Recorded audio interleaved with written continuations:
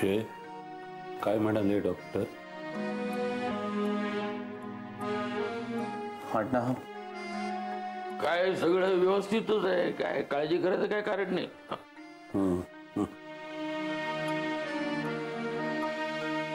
जय, आता बस झालं हे सगळं. कंटाळा आलाय सगळ्याचा. अण्णा, डॉक्टर म्हणालेत ना सगळं ठीक होईल म्हणून.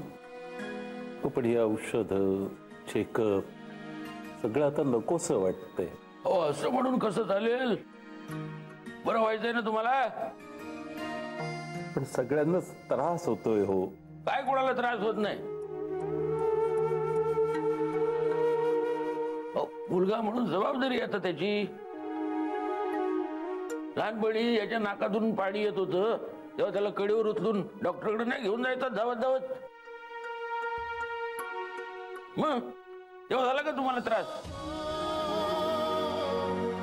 मग त्याला कशाला होणार त्रास? काय होत नाही त्रास बीस. तुम्ही राग मानू नका, पण इथं करमत नाही. हो, सवय नाही ना. मी विरारला जाऊ का?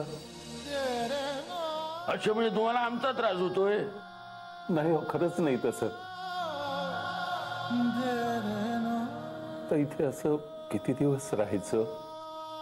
अण्णा, आता विरारला कोणी नाही. तुम्हाला एकटं कसं जाऊ देऊ तिथे? दादा आणि वहिनी आल्यानंतर आपण बघू काय ते.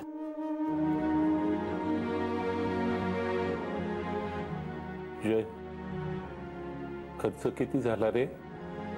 अण्णा, तुम्ही त्याचा नका विचार करू.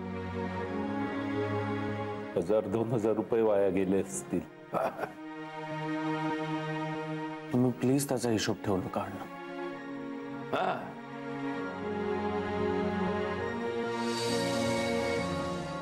काका, माझं झालं.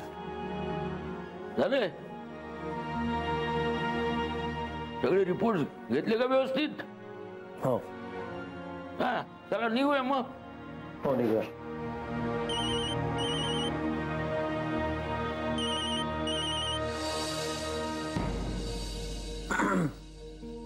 हॅलो. हॅलो जय, डॉक्टर भेटले का? काय म्हणाले? आणि अण्णा कसे? हो, भेटले ना. डॉक्टर म्हणाले सगळं व्यवस्थित आहे. जय, नक्की ना? हो, डॉक्टरच म्हणालेत तसं. जय, तुझा आवाज काहीतरी वेगळंच सांगतोय. मला नक्की सांगशील का काय झालंय ते? मला सांग, ऑफिस मध्ये काय झालं? जय, डॉक्टर काय म्हणाले? हॅलो. हॅलो. हॅलो. काका, रेंजचा प्रॉब्लेम आहे.